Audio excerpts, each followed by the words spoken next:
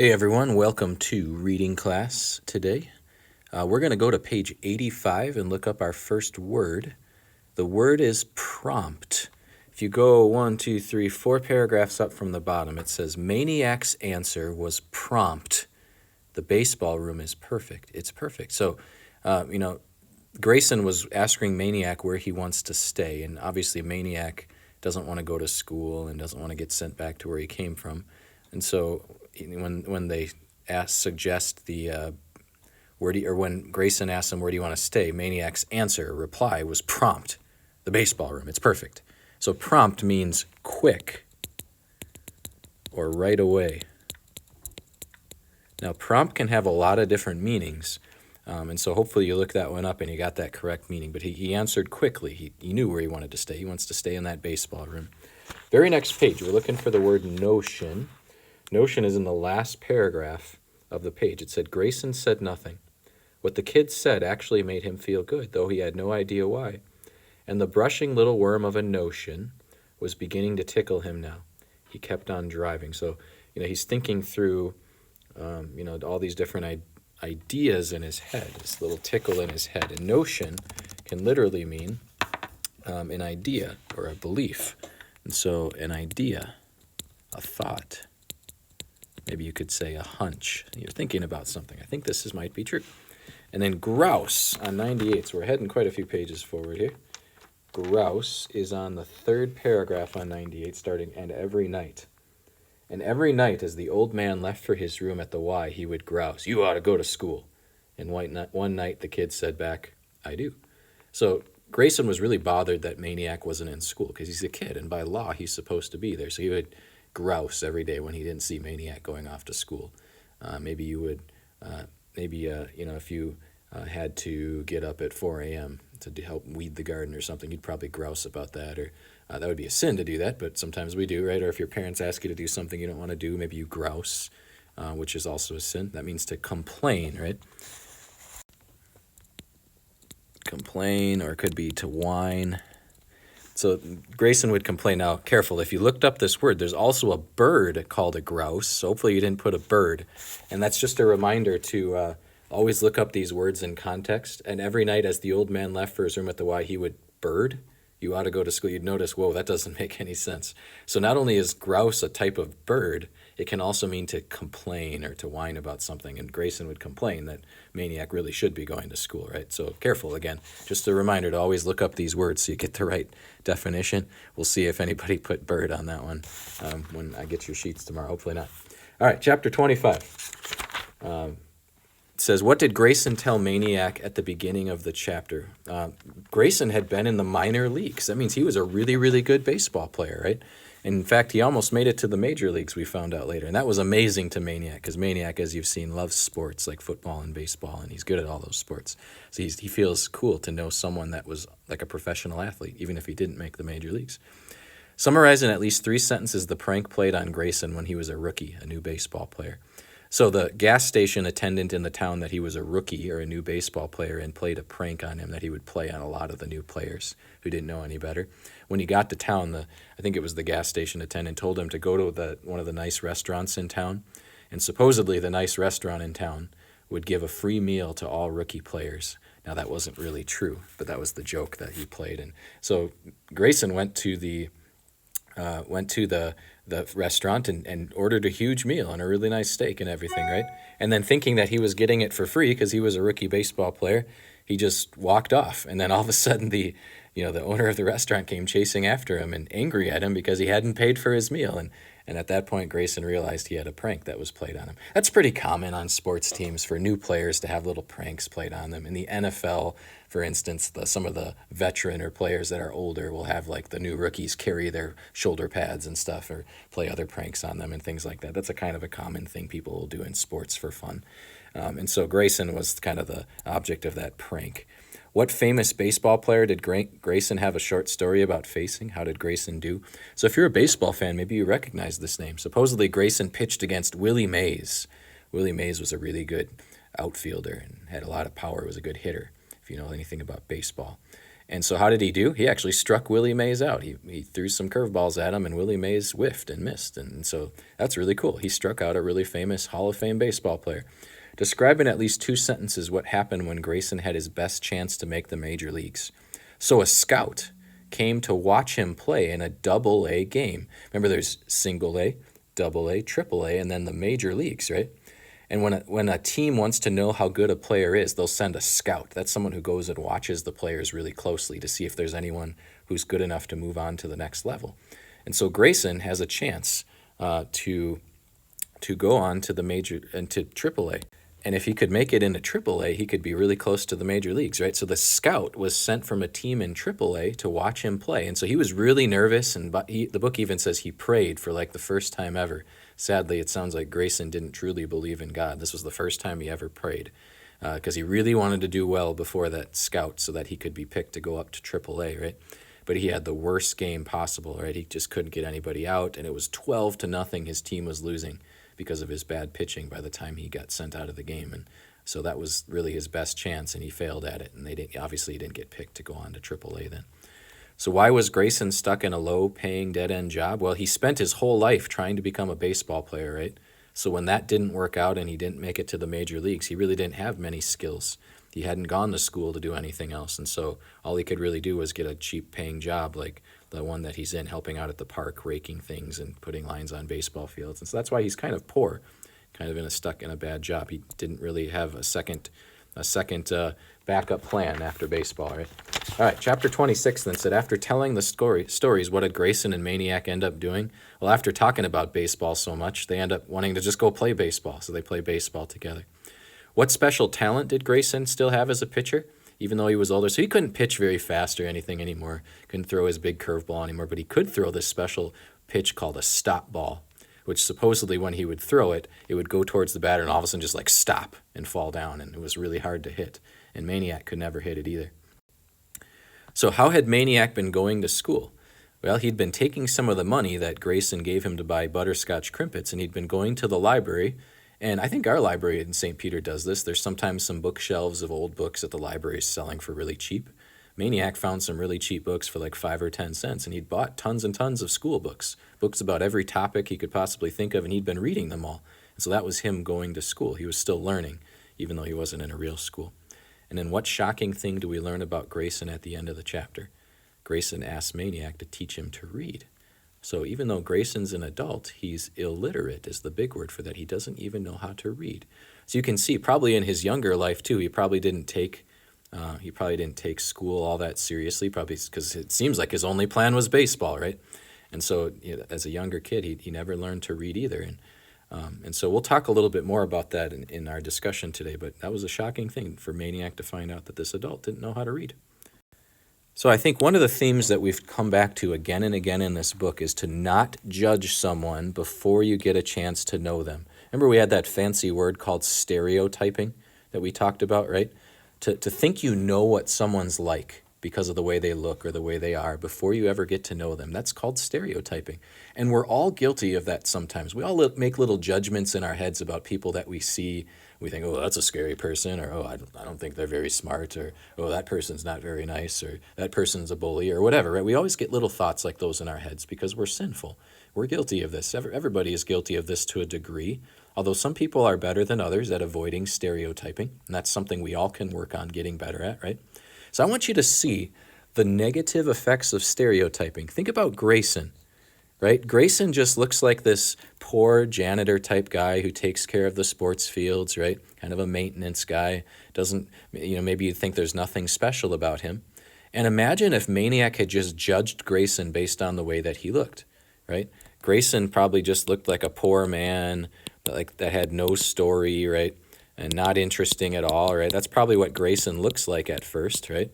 Or maybe you've seen a guy doing the maintenance work at some of the local parks and things. Oh, he didn't really do much with his life. But was that true? We find out later that no, Grayson was actually a really, really good baseball player and has some really cool stories about baseball. And so if someone had just judged Grayson without ever talking to him, they would have never realized that amazing thing, right? Think about John McNabb. He was guilty of stereotyping in his book, right? He thought Maniac Magee was just a little pipsqueak kid who could never play baseball well, and boy, was he wrong, right? John McNabb learned that, Maniac was actually good. He wasn't really willing to admit that, but he found out later that, yeah, Maniac was actually the only kid that could hit his fastball, right? So there's another example of John McNabb stereotyping, right? What about us? I put this picture here for a reason, just to help you realize sometimes how much we, without even thinking about it, stereotype. That's a picture of what's called a migrant worker.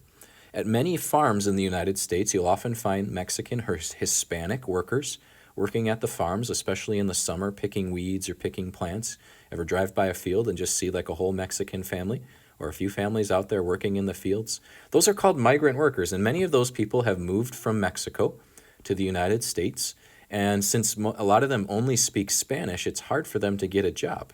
But one job you can do without needing to speak much English is to work on a farm. And so many of them do end up working on a farm.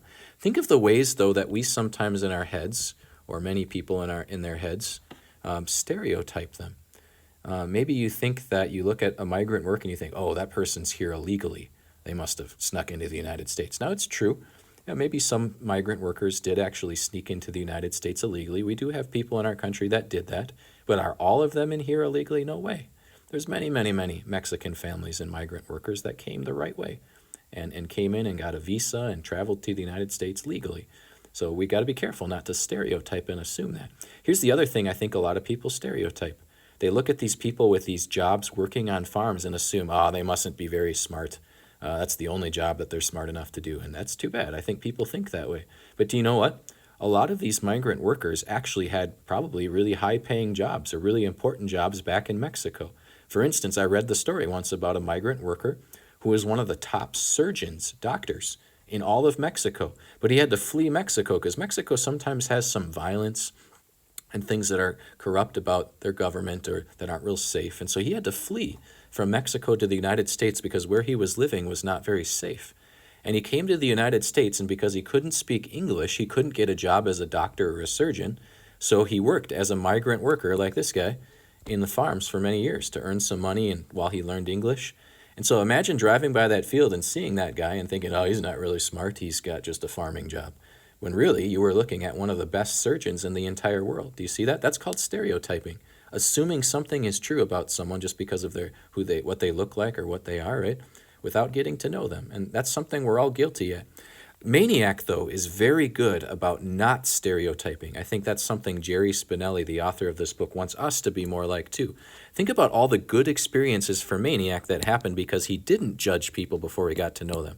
One of his best friends in the book, Amanda. Imagine if he had looked and said, Amanda's a black girl. She's not going to like me. I'm a white boy, and never talked with her. He would have never made a good friend. The Beals, right? He actually had kind of a replacement family for a while because he didn't judge them because they were a black family. But he was willing to get to know them, and he found out they were really friendly, and they helped him out, right? Think about Hands Down, right? Hands Down was a big high school kid, and a black guy at that, and Maniac Magee could have just assumed, he's a high school kid, he'll never like me or pay attention to me, or he's a black kid, he's never going to like me. And look at that, he didn't do that. He actually became pretty good buddies with Hands Down and became football players and things like that with him, right? And Grayson, right? Most people would probably just look at an old man working in a park and be like, he mustn't be very smart or very interesting, and never even try to get to know someone like an old guy like Grayson. But not Maniac. Maniac was willing to get to know this guy. And even when Grayson was like, there's nothing special about me, Maniac kept saying, come on, you got to have a story. And sure enough, Grayson was a really good baseball player and had some really cool stories, even about striking out a Hall of Fame baseball player, right? So look at the good that can happen when you don't judge someone or stereotype before you get to know them. When you don't do that, you end up making a lot of friends or having a lot of positive relationships with people that if you had just judged them without getting to know them, you would have never gotten to know them and make those friends. So that's an encouragement from this book I want you to take away from Maniac Magee, that in your life, when you run into people that look different from you or from different parts of the world from you or talk different than you or dress different than you, don't automatically assume, that's not someone I want to get to know or they'll never like me. Give it a try. And like Maniac Magee, maybe you'll end up with more friends in your life than you would have ever imagined because you gave people the chance to show that they could be someone that's valuable and worthwhile in your life. That's an encouragement. And as Christians, we have an extra reason to do that, don't we?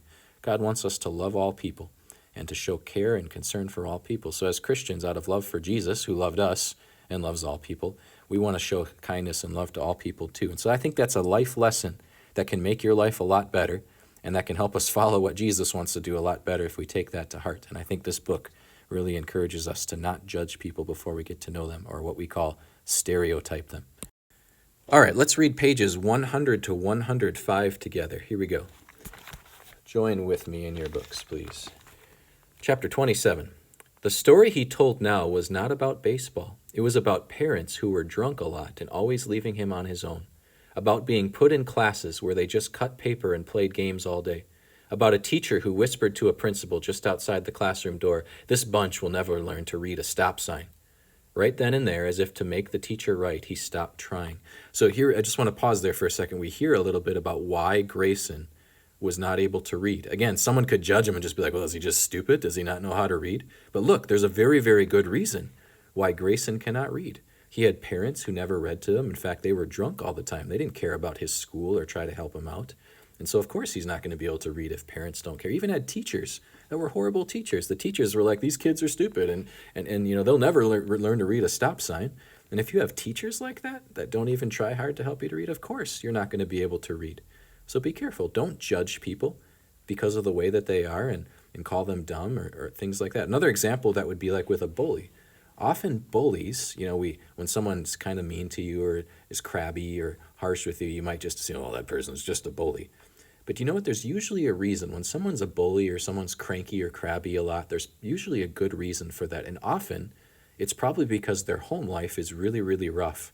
So instead of just judging them and saying, oh, that person's just a jerk or a bully, think about, the reason they might show up to school crabby or to your team crabby or wherever you meet this bully is because maybe at home their life is really awful. They've got parents that maybe hurt them or that are drunk like Grayson's parents all the time, or they're not loved and cared for at home like maybe you are. And that can really, imagine how you'd feel. You'd probably be grumpy most days and maybe even bully-like if that was the kind of home you lived in too, right? And so be careful not to judge people before you get to know them. Sometimes people's backgrounds, how they grow up, and the people that surround them changes them. And that's true with Grayson. You're going to see he's actually not dumb at all. He's very, very smart. And you'll see that's going to come out later. All right. The part I didn't tell about Bluefield, I was only 15. I ran away. So Grayson ran away too. The kid and the old man climbed into the pickup. They made 3 stops. First, they stopped by the park office at the zoo where Grayson told the superintendent he just wanted to work part-time for a while in the afternoons. Fine, said the superintendent, just so you don't expect to get paid full-time. Then they went to the library, so he's going to learn to read, right? So he tells his job he's going to take half a day off every day. Okay. Then they went to the library book sale racks and bought about 20 old picture books, such as The Story of Babar and Mike Mulligan's Steam Shovel and The Little Engine That Could. So they buy all these children's books because Grayson's just learning to read, right? So they're going to have him read easy books, top of 101.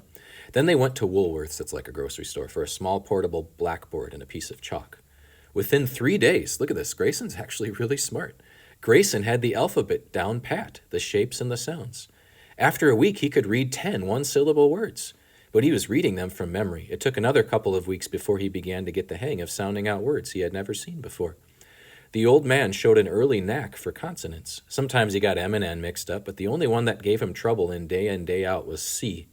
It reminded him of a bronc some cowboy dared him to ride in his Texas League days. He would saddle up that C, climb aboard, and grip the pommel for dear life. And old C, more often than not, it would throw him. Whenever that happened, he'd just climb right back on and ride her some more. Pretty soon, C saw who was boss and gave up the fight. But even at their orniest, consonants were fun. So notice that's obviously symbolism. There's really no bull. I know he did ride a bull once, but C gave him trouble because C is weird, right? C can either make the k sound, or it can make the s sound like in lace, L-A-C-E, right? Or it can make the sh sound like in luscious, has a C in it, believe it or not. So C is hard. But Grayson has something that I always encourage you guys to have. Grit, right? Grayson doesn't give up. He keeps trying and trying and trying, and he gets it. See, that's why grit, we've talked about this many times, is the most important probably life skill to have when learning. Everybody can learn to do things. It's just you have to stick with it. So if you struggle with math or reading or whatever right now, or spelling, don't give up. You can learn how to do it if you just stick with it and refuse to give up.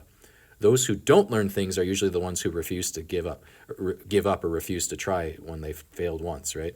Think of Grayson. In school, he gave up and even ran away rather than trying.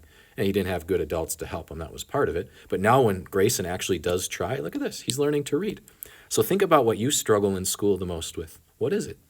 Do you give up sometimes rather than keep practicing? Maybe you struggle with spelling. Do you give up and not practice the words when you don't do well the first time instead of memorizing the words? Or maybe it's those reading vocab words. After taking a practice test and doing poorly, do you just move on to something else? Or do you stick with it and refuse to quit until you get those words down, right? Or in math, maybe you have a tough problem. Do you just give up and moan and complain about it and never learn how to do it? Or are you saying, you know what, I'm going to ask questions of my teacher until I get this? See, that's usually the difference between students that do well in any subject and students that don't. The ones that do well are the ones who've learned to stick with it and to push through it. So that's our code word for today. It's grit. Like Grayson had grit. I want you to have grit in your life too. Last paragraph. Vowels were something else. He didn't like them and they didn't like him. There were only 5 of them, but they seemed to be everywhere. Why, you could go through 20 words without bumping into some of the shyer consonants, but it seemed as if you couldn't tiptoe past a syllable without waking up a vowel. Consonants you know pretty much where they stood, but you could never trust a vowel. To the old pitcher, they were like his own best knuckleball come back to haunt him. In, out, up, down. Not even the pitcher, much less the batter, knew which way it would break. He kept swinging and missing. Vowels are tough too, right? Because they can make so many different sounds. Like think of the vowel E, right? Can make the short eh sound or the long E sound, right? Or if it's combined with other vowels, it can even make other sounds, right? So vowels are tough. Top of 102. But the kid was a good manager and tough. He would never let him slink back to the showers, but kept sending him back up to the plate. So Maniac Magee made sure that Grayson had this, right? Grit. The kid used different words, but in his ears, the old minor leaguer heard, keep your eye on it, hold your swing, watch it all the way in, don't be anxious, just make contact. And soon enough, that's what he was doing, nailing those vowels on the button, riding them from consonant to consonant, syllable to syllable, word to word. One day the kid wrote on the blackboard, I see the ball. And the old man studied it a while and said slowly and gingerly, see the ball. Maniac whooped, whoo, you're reading. I'm reading, yipped the old man. His smile was so wide, he'd have to break it into sections to fit it through the doorway. So that's what happens when you stick with it and have grit, right? Keep going. Top of 28, chapter 28, page 103. The first book Grayson read cover to cover was The Little Engine That Could. It took him almost an hour and was the climax to a long evening of effort. At the end, the old man was sweating and exhausted. The kid's reaction surprised him. He didn't jump up and yippee like he did after the first sentence. He just stayed in the far corner, seated on a stuffed and lumpy equipment bag. He had kept his distance all during the reading, letting Grayson know there would be no cheating. He had to do it on his own. Now he was just staring at Grayson, a small smile coming over his face. And now he was making a fist and clenching it towards Grayson, and he said, Amen. What's that? Amen. What's that for? Who prayed? I learned it in church I used to go to. You don't have to wait for a prayer. You just say it when somebody says something or does something you really like. Top of 104. He hopped off the bag and thrust both arms to the ceiling and shouted, Amen. And suddenly the kid was hugging him, squeezing with a power you never suspected was in that little body, unless you had seen him pole a baseball almost to the trees in dead center field. Okay, said Maniac, clapping his hands. What it'll be? I'll be the cook, whatever you want. Maniac had a toaster oven now, compliments of his whiskered friend. In fact, little by little, Grayson had bought him a lot of things, a chest of drawers for his clothes, a space heater, a 2-foot refrigerator, hundreds of paper dishes and plastic utensils, blankets, a mat to sleep on, which the kid ignored, preferring the chest protectors. In time, the place was homier than his own room at the Y. How about a corn muffin, said Grayson, choosing something easy on his bad teeth and aching gums. Maniac went to the bookcase that served as a pantry. 1 corn muffin coming up. Toasted? Yeah, why not? Butter? Sure, butter. Something to drink with that, sir? Nah, muffin's good enough. The apple juice is excellent, sir. It was a great year for apples. Live it up, thought Grayson. Yeah, okay, apple juice. Coming right up, sir, said Maniac's pretending to be like a server, right? After the snack, the kid proved himself a good mind reader as a cook. Why don't you stay overnight, he said. It's late. While he groused, complained, right, about such a preposterous an idea, the kid lay down on the mat he never used, bulldogged him down to it, pulled off his shoes and draped a blanket over him. He protested. This is supposed to be yours. The kid patted his chest protectors. I'm okay. And he knew that was the truth of it. The old man gave himself up willingly to his exhaustion and drifted off like a lazy sky-high fly ball. Something deep in his heart, unmeasured by his own consciousness, soared unburdened for the first time in 37 years, since the time he had so disgraced himself before the mud hens, Scout, and named himself thereafter a failure.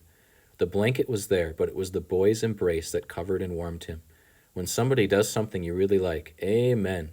The old man whispered into the cornmeal, and baseball scented darkness. Do you see what Grayson's done?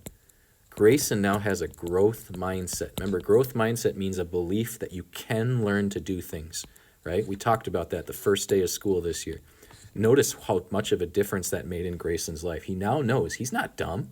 He can learn to read and he can do things. All his life, he's had a fixed mindset, thinking, I'm just dumb, I can't do it. And he gave up on things, right? And so there's a life lesson for us to take too. Have a growth mindset.